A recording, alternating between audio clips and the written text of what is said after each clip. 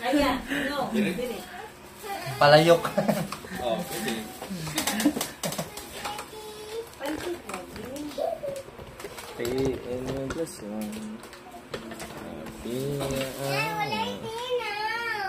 Ay, wala ba?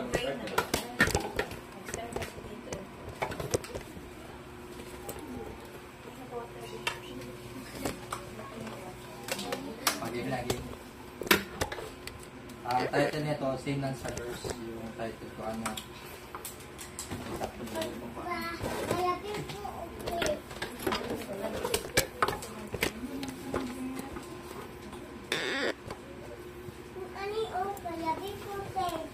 Title nito is God's Plan. God's Plan. Tapos, doon muna tayo sa game kanina. So, anong natutunan niyo sa game kanina? Iwi akong kamutungin. Una si ICC. Sunod si NIT. Kahit hindi ka nakabasag nun. Ako na. Di, may observation kasi. Oo, observation mo. Kung ano ka, maminaw ka sa kanang direction ba kaya sa partner. Tapos di ka paano sa distraction. Joan, kanang ato nagsiwol.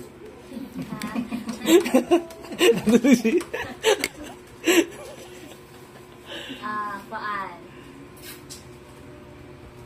Kanang hindi ka makita mana ka na kuan sa atong pag-ano sa itong kinabuhi kay dapat dita mo kuan na kaya yung blindfold kayo dito mo kita kung say kuan sa game kay sige mo ito game ni Angel na maminaw pero bisa sa paminaw kung kanang dapat ay kanang kuan ba yung pabungol-bungol dagang distractions pero dapat ang paminaw na dito mo dito talaga Yung partner.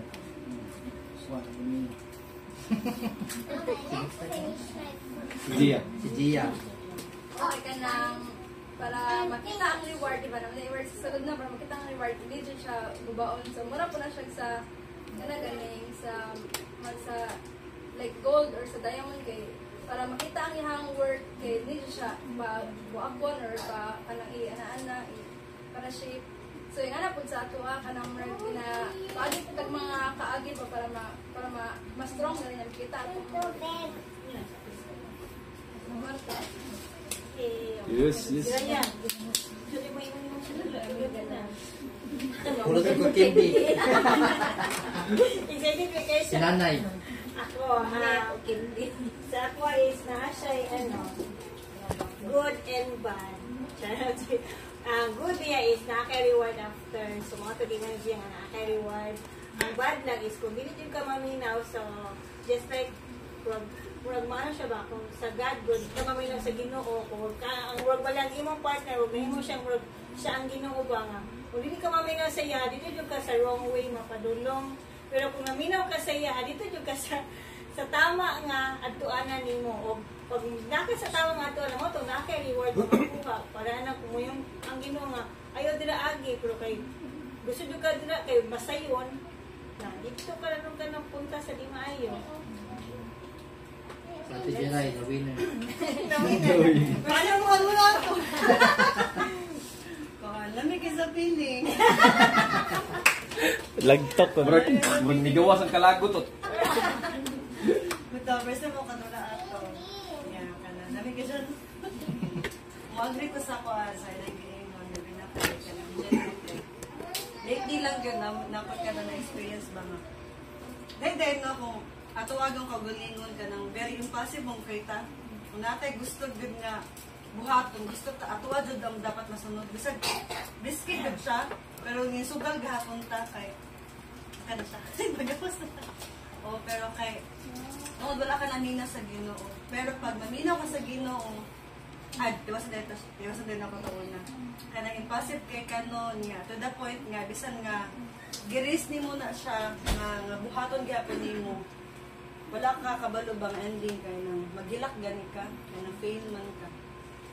Mo na siya nahitabo sa kuha ka ng katong mga last few days lang yun. Kaya siya nga kanang nga sitwasyon.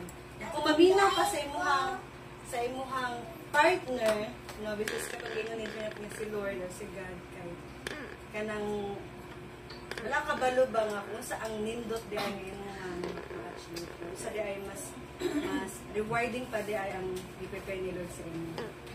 Amen. Tapos sino nagpulot ka kanina ng ano? Ng flower? Joanne. Diyan, oh. Ay, Wow! Yay! Extra reward, Ano boy. yun yung twist? Kasi ang ano ko, ang verse, ang napili kong verse ang binigay sa akin is Proverbs 3, verse 5 and 6. Trust in the Lord with all your heart. And do not lean on your own understanding. So yung do not lean on your understanding. Siyempre pagkapukpok nun, siyempre mga pera lang naman yung ano. So hindi niyo na pinansin yung flower. Diba? Hindi na pinansin yung flower, pero may surprise pala yung flower na yun. Then, understanding din. In all your ways, acknowledge Him, and He will make straight your path. So, sa akin lang, yung sa life ko, like kasi ako ba, palagi kasi nag-decision ako ng diretso ba, hindi na ako nag-iisip ba. Alam mo yung minsan sa Shopee. Ayan, ganyan. Nag-order ako, tapos pagdating, hindi ko pala gagamitin. Naiingit lang ako, parang ganun ba? Nagpaplano ka lang, tapos wala pa lang siyang, hindi pala siya gamit. Tapos like sa dusit kasi, yan yan. Akala ko kasi doon ako mareregular. Kasi gimig-pray na mareregular ako doon. Pero, yun yung understanding ko na habang tatagal ako sa dusit, siyempre, akala ko doon ako mareregular. Okay ko, hindi ako mareregular. Tapos, biglang pumasok si Discovery Samal. Nandun pala yung nandun pala yung, kasi una, ayoko talaga sa Discovery Samal. Number 1, pagtabok sa dagat. Busod. Tapos pag may bagyo, hindi ka makatawid agad kasi bawal paganahin yung speedboat. Kasi baka masira yun, maka-accidente ka ng mga tao. Tapos, same time, pag mag-duty kami, sobra sa 8 hours, minsan 10 hours, minsan 12 hours. Kasi kulang yung mga tao. Tapos yun pala yung way ni Lord para ma-regular ako dun. So dun ako na-regular. Yun pala yung ni Lord, yung reward niya sa akin na sige lang, mag-iis ka lang dyan, regular ka na. Tapos malaki naman sweldo. Yun lang. Okay. Isama tayo. Ano ang conclusion dun? Inclusion na huwag kayo basta-basta mag-decision sa yung pagkakaalam nyo. Kasi minsan nag-decision tayo agad-agad na kung ano yung gusto niya si Princess, gusto niya ganito, gusto niya ganito nangyari sa life niya. So meron kasing ginawa sila na way na kahit mahirap siya, at least pagdating mo sa dulo, nasa safe ka pa rin na ganyan. Tapos nasa tama pa rin yung yun yung reward. Yun lang. Okay. Santos Lord. Yes. So, kana siya, no? Ang pinaka-point gina to ni actually kang Ashley, no? The same dyan po na akong gibuhat, no? Ang gibuhat ni gatag ni Lord nga idea ba? Kanisa is para kita po matudluan how to deliver the words, how to share, how to become confident when it comes to itong sharing the word of God. Muna nga, again, muna nga mga tasking, kani si Ashley karon, same goes, mapulit po na, mabot po na kay Joanne na po, si Angel na po, Aljon na po, mabot silang balay, Aljon, matik na. So, siya, muna nga, ayaw mo kakurat, pag chat ako, John, or si Princess, no, ana siya. Kay it's our practice, no, not only in a kanabitang physical world nga tungod kay para mahimo lang ang confident, but nagud si effect kay kabalo ka katong time po nga nagsugod nila Jenny nila Biray at ibiray ninyo sa ministry. Dako siya o contribution sa mga pagpang-apply trabaho. Labi na sa inyo, Andre, no? Nag-apply trabaho kay na-boost ko daw mo confident. No? Kay it's because sa simbahan pa lang daan, kanang di baga na mong naungwa, wala ka na bitaw. And mo po na siya, nga nang inaani po may makabold og istorya, it's because dili lang kay gipabaga ni Lord ang among dagway, no? Kay kabagaon magid ni Lord imong dagway, whether you like it or not, kay gamiton mo ko kaniya to save people. Nasabtan ninyo? Kaya kung ipis kag naong, dili unsa man pag-maximize ni Lord si mo nga magamit kas gingarian kung kita ulawon ka. That is why naani siya, no, nga tigom. And from the word nga gihatag, actually kani nga word is na-remember pa nako ni i-share ni Kuya sa inyo, which is katong dire unta, but wala na to nadayon no, it's because sama na yung mga adjustments sa trabaho. Pero mao na gyud to ang iyang gihuptan. And I believe na kani nga Proverbs, naning trust in the Lord with all of you. Ano ito? Trust in the Lord, heart, not lean in your own understanding. Tako bisag impact sa iyang kinabuhi. And I believe nga inanak po na sa tong kinabuhi. So, in correlation on that, you know, to maximize the details ba sa kanang point ni Lord nga trust in the Lord, trust in the Lord, trust in the Lord. No, medyo murag common na kaysa sa tua, but to maximize that details ba, ang gi-connect anak ni Lord sa kuha nga verse ba is kaning nasa Jeremiah 17, no, chapter 17. So no, maabot na mag Old Testament, makabasa mo dito, basahan na po ninyo niya. Ana siya dere, oh. But blessed, no, sa chapter 17 verse 7 to 8, ana siya. But blessed are those who trust in the Lord. So, di ba? Same lang, trust in the Lord. Blessed who trust in the Lord. Mal. And have made the Lord their hope. So kung sa Bisaya pa, gibuhat nilang hope si Lord. And confidence. So meaning, ang kanidi ay pag-trust kay Lord, mao din siya, mura sa kanang sama sa imong gibuhat nga himuon imong paglaom o kumpiyansa si Lord. Karon ang pangutana, unsa ang ato ang level sa atong paglaom o kumpiyansa kay Lord? So kita ang makatubag ana siya. Mao na siya murag kining measure ba kung unsa na to ginabutang ang atong trust kay Lord na. The next verse, sa verse 8, ana siya. There are like trees planted along a river bank, no? Nag-example si Lord diri ba na naadoy mga punuan nga natanom sa river bank, no, which is with roots that reach deep into the water, nga nanubo ang ilahang, ako lang i-translate para at least no mas masabtan na to. Nya kanidong mga trees is they are not bothered by the heat of the sun, ang ginaingon diri. So kanido mga nanubo sa sapa nga naay ugat nga niabot gid sa pinakailalom dito sa pundasyon sa riverbank, dili daw ni sila mabalaka. So kaniding murag trees, kaning trees na ginaingon diri ba murag nasi feelings ba nga dili siya mabother kung init kayo, di ba? Usually kita tao pag was init kayo mapasilong magid dayon ta atong protocol. Pero kani sila murag wala sila ha kay siyempre they are designed, no, to benefit sa ilaha ang kanang init sa adlaw. Ana. And their leaves stay green. So meaning, the more di ay nga muinit, the more nga mo green ang dahon. Tama? Kita, kung mainitan ta. The more nga mabulat ka sa init, mo sa ta? The more mangitong. The more nga mangitong. Except nga tibiray mo. Mamular. Mga anak. So, na-remember na ako katong katong nagkuwanta, right? Katong facilitator. Youth kwan. Kami ginangitong na gid, kaya nakita di ba na mula na. Diyan I love you. Ala sa no. So, kana, no? Ang trees ka ginaingon ri ba? Basta day lalom lang day ugat. Oh. So, the more nga heat, the more mo green. Baliktad, no? Dapat masunog di ba? Kana. And they never stop producing fruit. Dili lang gid ay ingon nga magpabilin nga green ang ilahang dahon.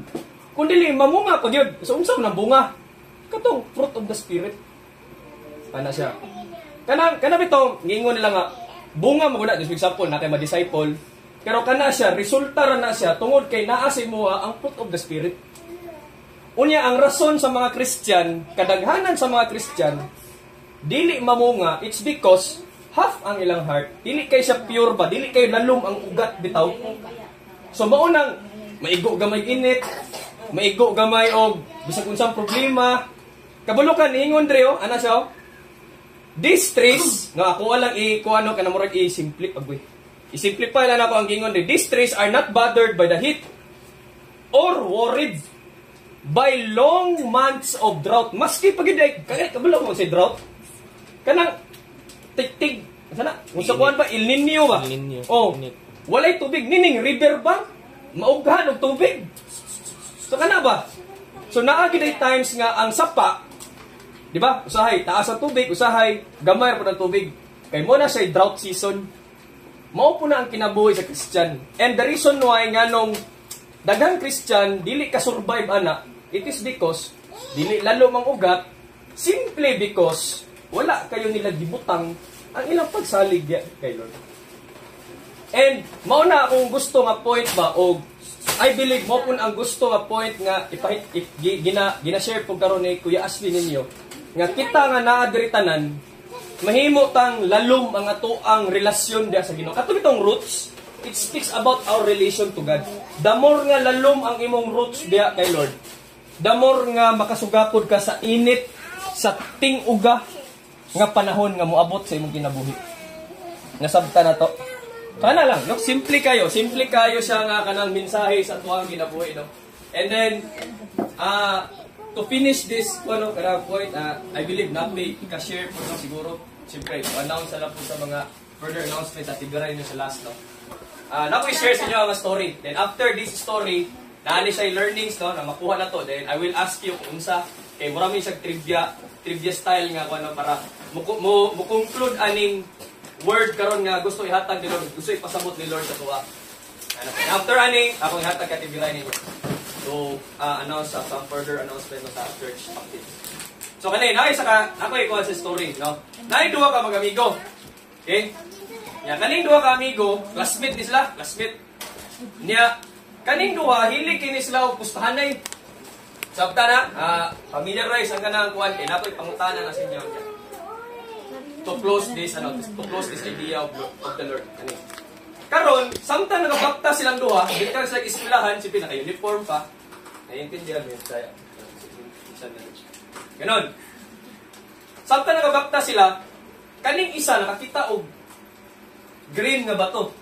Green. Okay? Karon, ana ditong isa. Oh, bato ang nag-uban dai si Kuan, si Juna o si Aljon, si Joan o si Aljon, tasmit sila. Ya, ana din sa Jo. Kaning Kuan, kaning green nga bato. Ako ning itsa. Pustahanay ta. Sa dili ni mo tugpa, balik. Dili ni mo hulog balik, inikitsa na ko, dili ka ni mo balik sa lupa. Siyempre, dili mo tuwa si Juan.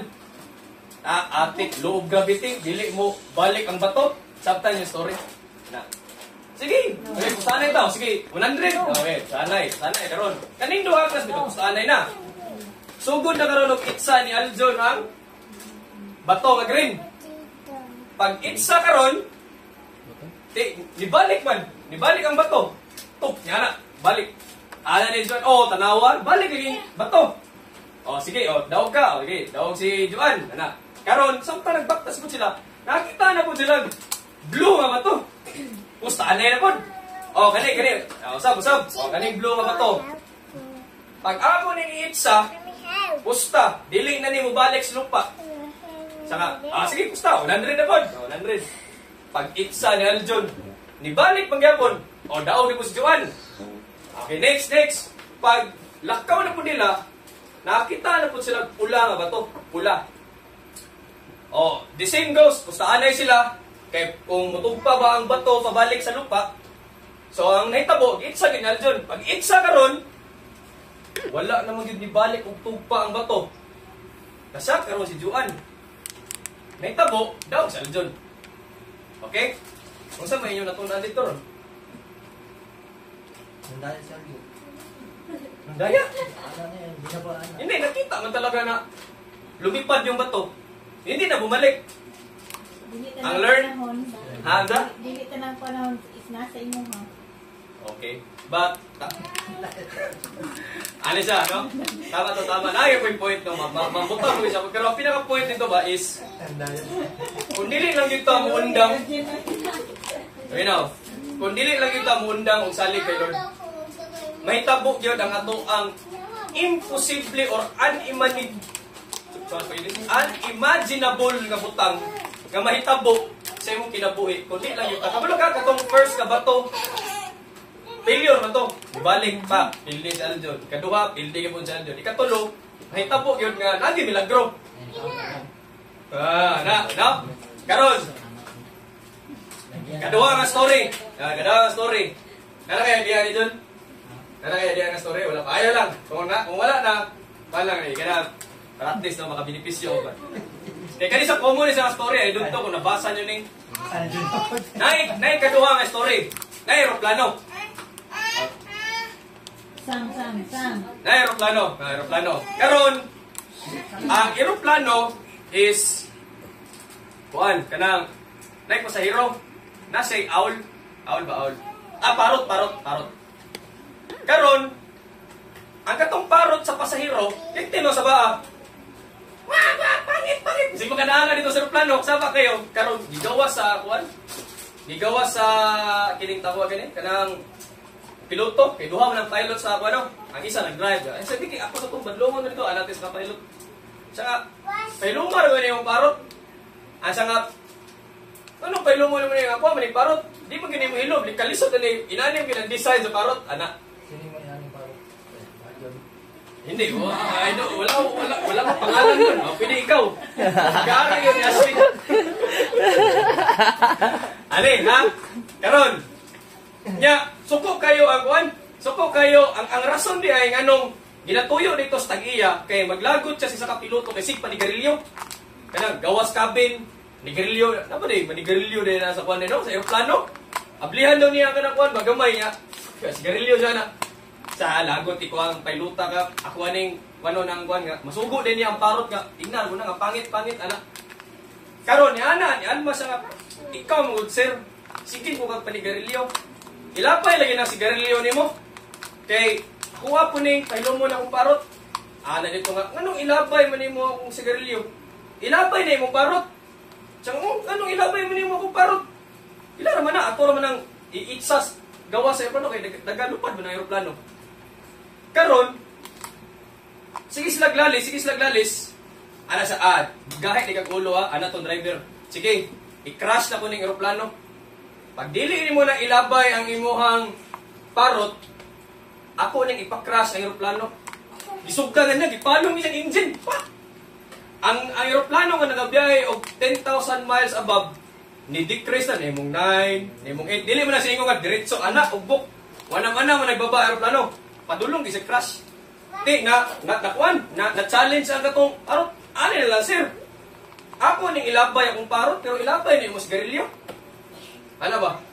So, ano siya nga, anong ilabay mo niya mo yung sigarilyo, nga ganahan mo gani. Siya nga, bahala ka sir, balag, makras na din. Karon, ang naitabo, ni Ana ang kwan.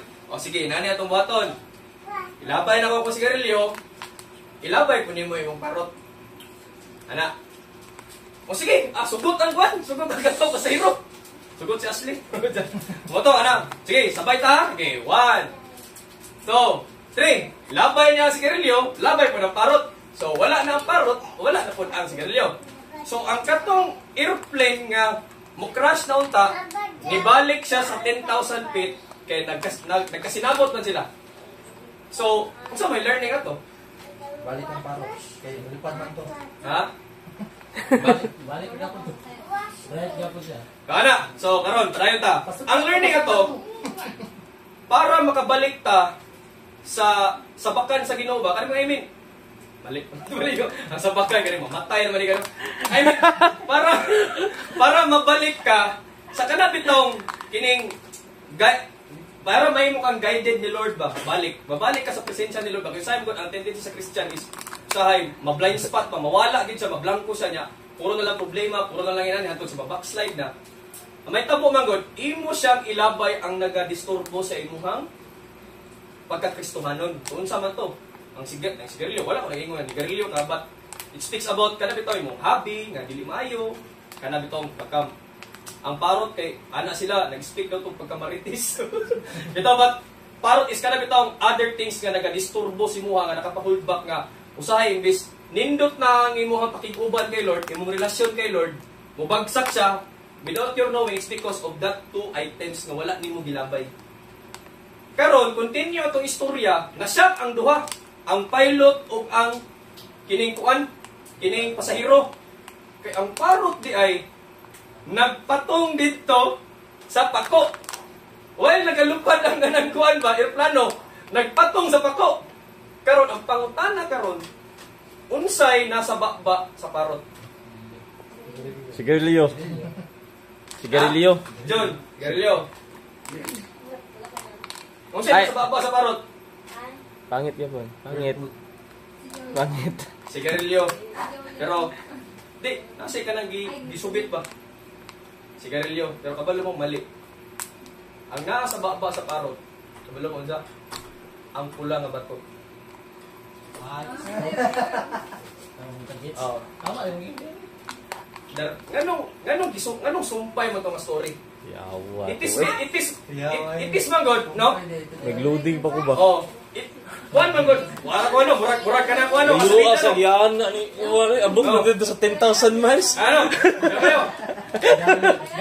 Kabalo ka, ano yung paminaw? Kabalo ka, nganong naato sa baba sa parot ang pula nga bato? Kaya kung magpadayon lang ka o pagsalig kay Lord, wala ka kabalo unsay buhaton nga milagro ni Lord sa imong kinabuhi. Nasabtan? Murag sa istorya ba? Wa ka kabalo nga sumpay itong story. Mao po na, makurat na lang ka one day. Uy! Gibuhat din ni Lord sa pa. Uy! Di-graduate na din ko. Uy! Wa yun ako ni Dhamma sa una Lord ba? Wala yun ako nakita kung kamulingon ba nga magwali. Murag mong samuan ni Jay. Kinsa boy, moabot sa panahon nga mga lagad bigin ani ka pagpaningkamot na mas pagpangalagad sa abot mi ani nga level. It is because wala na mo na damhang nga maabot mi ani. Tungod kay dito. Amo lang gibuhat no, di commit lang ginamo amo ang kaugalingon kay Lord nga mosalig mi. Isag asa mi moabot. Kung dalo man galing abroad ani, nagaplano mi abroad di sa una, pero wala mi gitugot ni Lord. Diri ra gyud Tagalog may trabaho. Una maski kung sao nito kampo, kung mag-abroad ta or dili.